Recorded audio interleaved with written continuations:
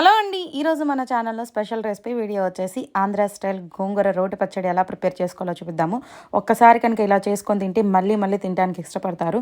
ముందుగా ప్రాసెస్లోకి వెళ్ళే ముందులో వీడియోని ఒకసారి లైక్ చేసి ఛానల్ సబ్స్క్రైబ్ చేయండి. నీట్గా గోంగూరని వలుచుకొని 2 టైమ్స్ వాష్ చేసి పెట్టుకొని పక్కన పెట్టుకొని ఒక ప్యాన్ తీసేసుకొని పచ్చిమిర్చి, 1 స్పూన్ జీలకర్ర, 1 స్పూన్ ధనియాలు, ఒక 2 టమోటాలు అండ్ ఒక 10 రెమ్మలు చిన్నులపాయలు వేసి కొంచెం సాల్ట్ వేసి బాగా మగ్గనిచ్చుకోవాలి నూనెలో.